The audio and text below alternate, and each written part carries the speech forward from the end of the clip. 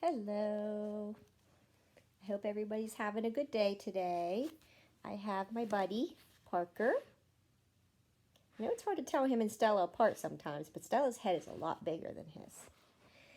Now, he's going to join us today as I read chapter 9 called Miss Mush, or just Mush. All right, I saved this chapter for when I wasn't just finished eating and I wasn't getting ready to eat, because this is how it starts out. Do not read this story right after eating. In fact, don't read it right before eating either. In fact, just to be safe, don't read this story if you're ever planning to eat again. Miss Mush wiped her hands on her apron. She smiled at the children who were lined up at the cafeteria. It warmed her heart to see how much they liked her food. Mauricia was first in line. "And what would you like, Mauricia?" Miss Mush asked. Let's see here. Okay, I was going to see if I had my glasses, but I don't, and there's nobody here to get them for me, so I'll just wait. She knew the name of every child in Wayside School. Mauricia looked at the sign. "Special today, mushroom surprise." "Just milk," said Mauricia. "I brought my lunch." Miss Mush smiled and gave Mauricia a carton of milk. Joy was next in line. "And what would you like, Joy?" asked Miss Mush. "Milk," said Joy. Miss Mush smiled and gave Joy a carton of milk. "And what would you like, Jason?" "Just milk." "How about you, Damien?" "Just milk, please." "Milk," said DJ. "Milk," said Leslie. It was almost Ron's turn. He hadn't brought a lunch. He normally brought a peanut butter and jelly sandwich to school, but there hadn't been a single slice of bread in his house this morning. "I know," his mother had said. "I'll give you some money and you can buy a nice hot lunch for Miss Mush." She thought it was a brilliant idea. "Can't I just have a peanut butter and jelly sandwich without the bread?" Ron asked. Now he looked up at the sign. "Special today, mushroom surprise." He wished he weren't so hungry. This was the 18th day in a row that the special was mushroom surprise. It was called mushroom surprise because it would have been a surprise if anybody ever ordered it. No one ever did, except Louis, of course. That's why they'd had it for 18 days in a row. There was always plenty left over. "Milk," said Terrence. "Milk," said Sherry. "Milk," said Calvin. "Milk, please," said Bebe. "And what would you like today, Ron?" asked Miss Mush. Ron took a deep breath. "Mushroom surprise," he squeaked. Tears of joy filled Miss Mush's eyes. She blew her nose on her apron and then said, "One mushroom surprise coming right up." Tears came to Ron's eyes too, but for a different reason. He looked at the mushroom surprise. It was sort of green. So was Ron. Miss Mush proudly dumped a hot lump of mushroom surprise on a paper plate and handed it to Ron. He put it on his tray. Then he pushed it over to the cash register where he paid for it. The news quickly spread around the cafeteria, then up and down the stairs and out to the playground. Ron ordered the mushroom surprise. Ron ordered the mushroom surprise. Mrs. Jules was sitting in the teacher's lounge on the 12th floor when Bebe burst into the room. All the teachers were shocked to see her. "Bebe, you're not allowed in here," said Mrs. Jules. "This is a secret place." "But Ron ordered the mushroom surprise," Bebe shouted. Then she ran back up to the cafeteria. As Ron sat down at a table, 87 kids crowded around him to watch him eat. "I wonder what the surprise is," said Dee Dee. She had the best view. She was pushed right up alongside Ron's chair. "Maybe it tastes good," said Leslie. "Maybe that's the surprise." "No, I think it's called mushroom surprise because after you eat it, it's a surprise if you don't die," said Mac. "Louis eats it," He's not dead, said Jason. Louis has been eating Miss Mush's food for so long, he's immune to it, said Allison. Ron dug his plastic fork into the goop. He raised it to his mouth. Dana covered her eyes. I can't watch, she exclaimed. Ron opened his mouth wide. The fork entered. He brought the fork out again. It was empty. Ron chewed twice and then swallowed. He ate it, Dee Dee announced for those who couldn't see. Stephen screamed. Said Ron.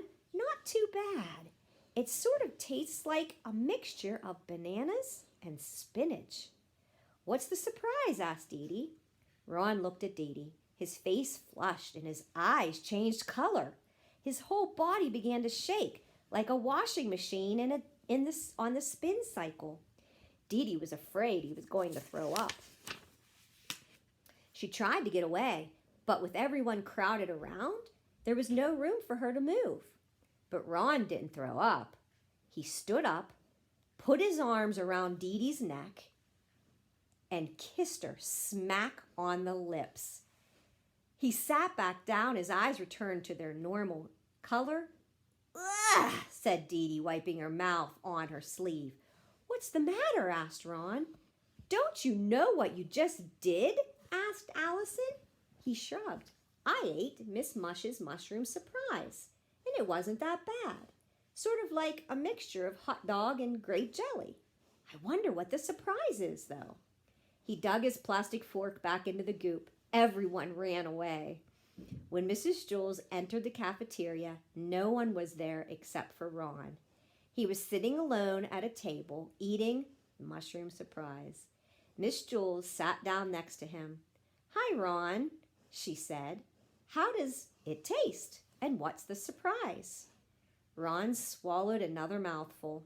He looked at the teacher. His face flushed and his eyes changed color. And that's where the chapter ends. You have to kind of make an inference here. What do you think Ron's going to do next? What do you think, Parker? Parker's going to sleep. Huh? Parker's going to sleep.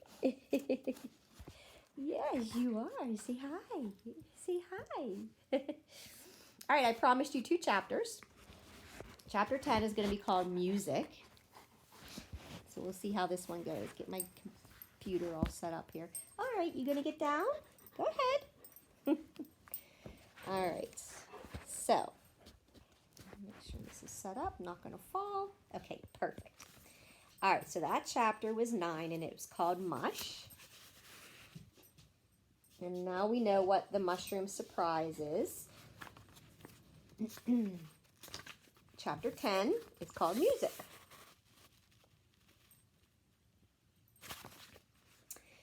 Benjamin still hadn't told anybody he wasn't Mark Miller.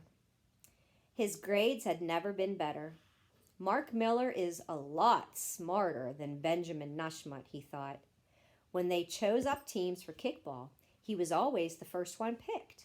Mark Miller is a better kicker than Benjamin Nushmut, he realized. The girls in the class liked him too. Mark Miller is better looking than Benjamin Nushmut, he decided. But unfortunately, he knew he had to tell Mrs. Jules his real name. He sighed, then slowly raised his hand. Mrs. Jules gave him a tambourine. He had been so busy thinking about his problem, he hadn't noticed that Mrs. Jules was passing out musical instruments. She had just asked who would like the tambourine. So when he raised his hand, she gave it to him. Who would like the triangle? Asked Mrs. Jules. Joe raised his hand, and Mrs. Jules gave it to him. Why is it called a triangle? Asked Joe. I don't know, said Mrs. Jules. Maybe because it's shaped like a triangle? Suggested John. No, that can't be it, said Mrs. Jules. Then the tambourine would have to be called a circle. Maybe it was invented by a person named Joe Triangle, said Rondi. That's probably it, said Mrs. Jules. She held up the next instrument. It was a glockenspiel. Who would like a glockenspiel? She asked. Sherry raised her hand. Nobody asked why it was called a glockenspiel. It was obvious. Mrs. Jules gave the bells to Stephen. Why are they called bells? He asked. Nobody knew. Joy got the bongo drums.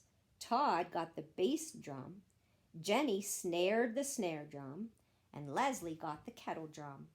When they banged on them, it hurt everybody else's eardrums. Mrs. Jules gave one cymbal to Calvin and the other cymbal to Bebe. DJ got the gong, and 3 Erics got kazoos. Mrs. Jules shouted, Uno, dos, tres, cuatro. The children all played their instruments. They shook, rattled, rocked, and rolled. Joy bonged her bongos. DJ gonged his gong. Sherry glockened her glockenspiel.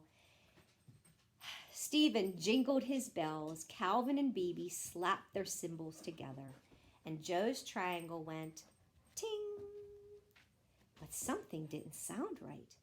What's wrong, Mark? Mrs. Jules shouted over the music.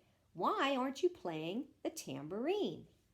My name's not Mark, said Benjamin. It's Benjamin Nushmut. I'm sorry for not telling you before. What? Asked Mrs. Jules. I can't hear you. My name isn't Mark, he said. It's Benjamin. Louder, said Mrs. Jules. So everyone played louder. Todd bashed his bass drum. Leslie cooked on her kettle drum. Calvin and Bebe crashed their cymbals together. And Joe's triangle went ting. My name is Benjamin, shouted Benjamin. Mrs. Jules put her hand up to her ear. Louder, she said. So everyone in their room played louder. DJ kabonged his gong. Joy chongoed her bongos. Paul splacked his castanets. Jenny spaghettied her snare drum. Calvin and Bebe whammed their cymbals. And Joe's triangle went ting. My name's Benjamin Nushmut, hollered Benjamin Nushmut. Louder, yelled Mrs. Jules. So everyone played louder. The 3 Erics screamed into their kazoos. Calvin and Bebe ran to the opposite sides of the room with their cymbals, then charged toward each other. Suddenly, the door flew open and a man entered Benjamin had never seen before. The whole class became quiet. It was Mr. Kidswatter, the principal. Calvin and Bebe screeched to a halt just in time. The cymbals were less than an inch apart. Is something the matter, Mr. Kidswatter? Asked Mrs. Jules. Several teachers have complained about your music, said Mr. Kidswatter. Their students are having trouble learning or hearing. I understand, said Mrs. Jules. Do you hear how loud Parker drinks? I understand, said Mrs. Jules. Good, said Mr. Kidswatter, because we want their students to be able to hear. And he walked out of the room. Okay, you heard Mr. Kidswatter, said Mrs. Jules. We'll have to play louder so everyone can hear who wants to hear. Uno, dos, tres, cuatro. They shook, rattled, rocked, and rolled. Benjamin frampled his tambourine. Excellent, Mark, shouted Mrs. Jules. He smiled. He had never played so well before. Mark Miller is a better musician than Benjamin Nushmut, he thought. I wonder if Benjamin Nushmut is ever going to be able to tell his teacher his real name. All right, the next chapter will be called Kathy and DJ.